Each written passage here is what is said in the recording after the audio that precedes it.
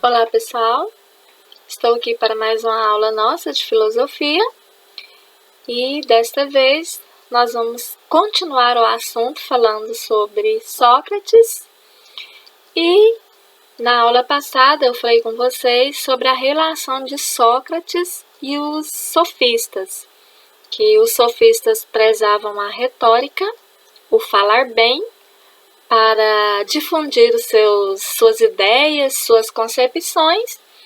E já Sócrates, ele preocupava com a dialética. E nesta aula nós veremos um pouquinho sobre a dialética de Sócrates.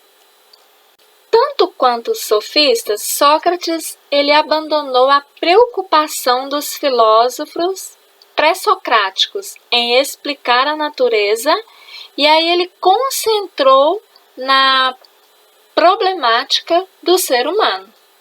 No entanto, se opôs ao relativismo quanto à questão da moralidade e ao uso da retórica para atingir interesses particulares, entre outros aspectos que marcaram sua diferença com a tradição sofista.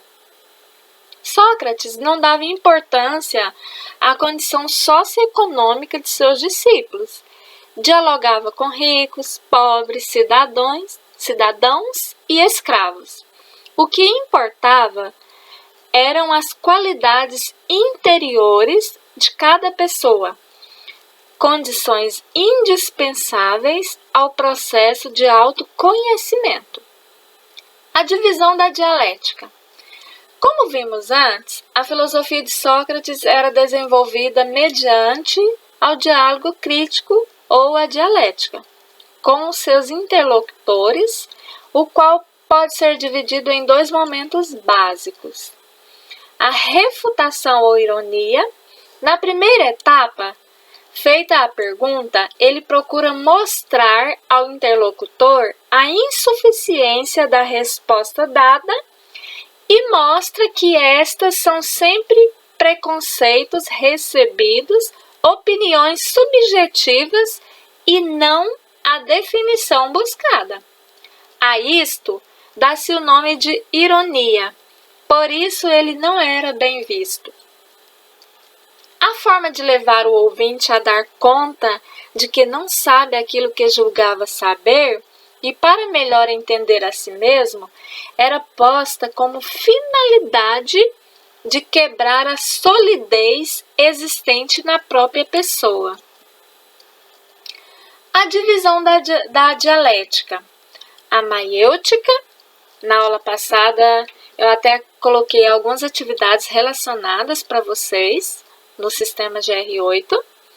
A maiêutica, ela vai sugerir caminhos para que o interlocutor seja capaz de encontrar as respostas procuradas em si mesmo. O que recebe o nome de maiêutica, pela arte de ajudar o interlocutor e se despojar de tudo aquilo que se diz saber e o que o Sócrates fazia para conseguir desmascarar a pessoa e pôr à frente de sua vaidade. Era uma das finalidades de seu método, a ironia, sendo uma espécie de reconhecer a sua própria ignorância, mas isto muitas vezes tinha uma aparência negativa e até mesmo revolucionária para os cidadãos atenienses. Na dialética, através da simulação, pode-se chegar a esses caminhos traçados por Sócrates, com a finalidade de discernir as aptidões, sendo este um método de análise crítica e, sobretudo, um método pedagógico na busca pela verdade através do diálogo. Sócrates sempre defendeu a busca pelo diálogo para chegar a um consenso da verdade. Assim, o interlocutor é convencido do bem que o homem pode ter pela purificação da alma, aprendendo a filosofar e se cuidar com o estímulo irresistível da própria vida. A dialética Por razões de método, o diálogo conduz a várias questões que não chegam a uma solução. Isto para colocar o interrogado no caminho em que ele mesmo possa encontrar a solução e demonstrar a sua capacidade de uma nova visão filosófica. No entanto, é evidente que esses métodos provocam discussões e irritações ou reações indesejadas nas pessoas às quais dizem saber tudo. Com isso, provoca o verdadeiro efeito de purificação das falsas certezas.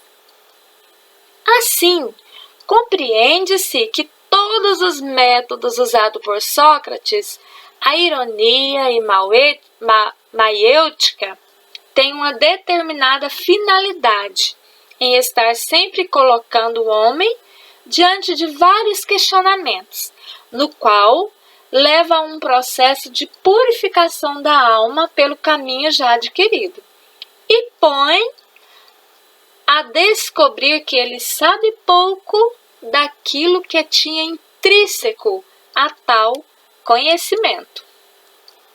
Dialética, portanto, é importante ressaltar as duas passagens dos diálogos de Sócrates pelo seu método, no qual não se encara como mestre, porém, entende que ele limita-se apenas a interrogar sem ensinar coisa alguma.